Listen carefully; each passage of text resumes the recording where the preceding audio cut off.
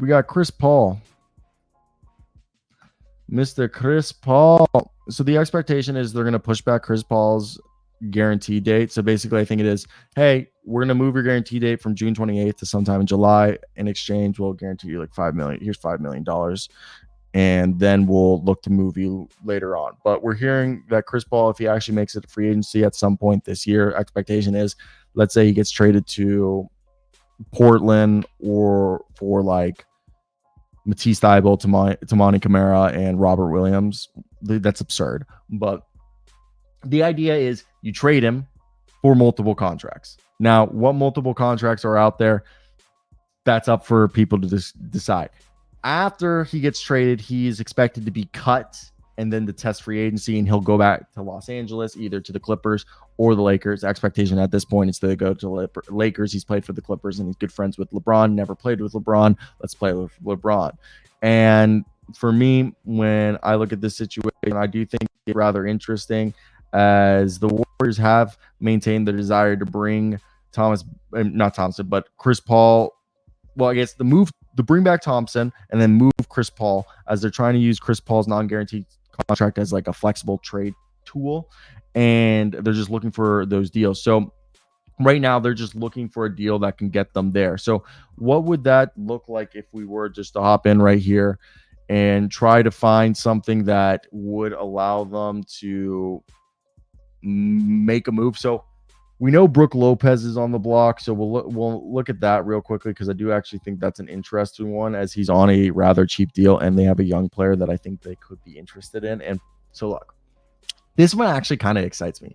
$23 million on an expiring Brook Lopez, and you're like, why would they want Brook Lopez? I just think he fits that team really well, and it doesn't even have to be a Brook Lopez, because the other thing is they could say, actually, we don't want Brook Lopez. How about we do Marjon Beauchamp? And I think they really value. So I just want to make sure that do you think they really value AJ Green? Do they? Because my whole thought process right here, what if you just say Bucks are unable to do this deal? I forgot. So the Bucks, yes. The Bucks wouldn't be able to do it, but the idea would be it would have to be Brook Lopez, and then the Warriors, maybe you do a 53rd pick, and then next year's second round pick. So would this be able to be done if you do it this way? I don't think so. Okay, you could. So hypothetically, and then the Bucks would waive Chris Paul, and Warriors walk away with Brook Lopez, Marjon Beauchamp, AJ Green. I don't think this deal happens. The more we look at it, I think that deal doesn't happen. Now, what's the team? The Magic. I just don't think they have the contracts that would it would have to be a Joe Ingles. We talked about this last time. Joe Ingles and Caleb Houston would be the deal, and you're really not setting the world on fire. There's also the idea of Cole Anthony in there.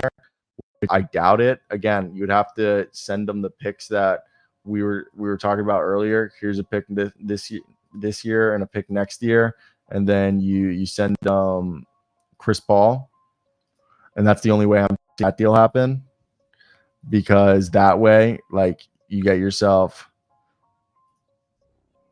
Cole Anthony and Chris Paul. But again, like, I don't see that being a deal that sets the world on fire for the Magic. And Pistons don't have contracts that they're trying to get off.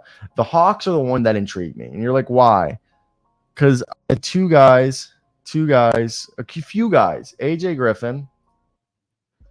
So the biggest deal that I could see is right there. We're at 25 million. Could a deal like this happen? Garrison Matthews, Bruno Fernando, and then you send out Chris Paul in this deal. And this is a deal where the Hawks would be like, we want to get off of DeAndre Hunter. We don't care for him. And then you would try to trade Andrew Wiggins after this.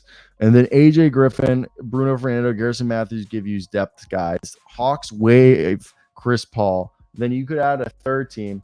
Let's say the Spurs want to get into a deal for Andrew Wiggins.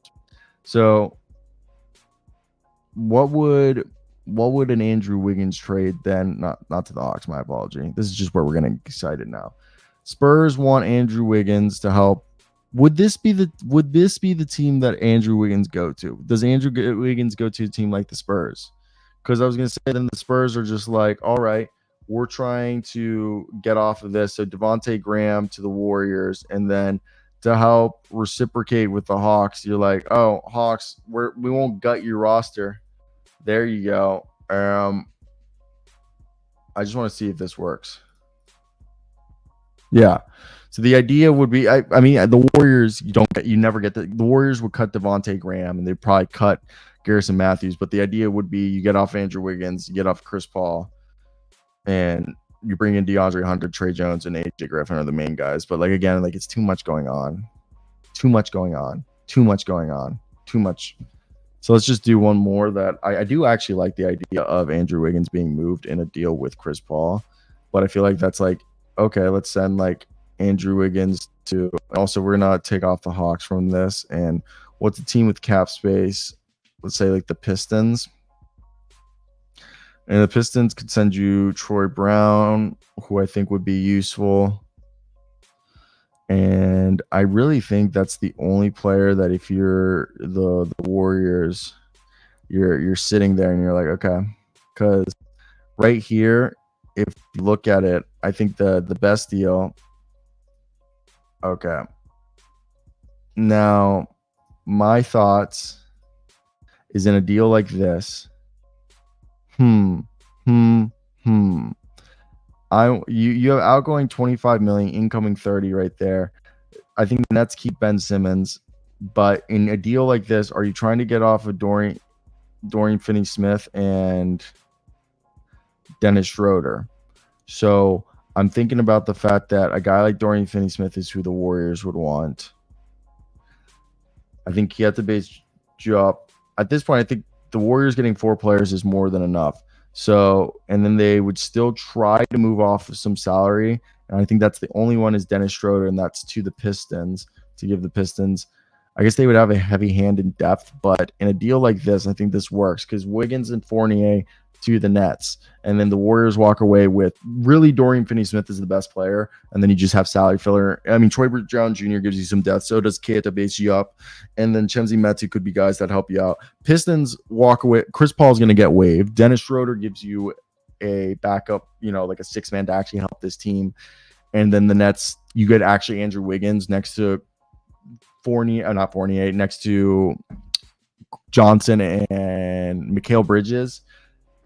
The two-way ability of that team is actually not decent. So and then Chris Paul ends up getting waived and then he ends up in LA or something like that. I just think that's what you have to do if you're trying to move Chris.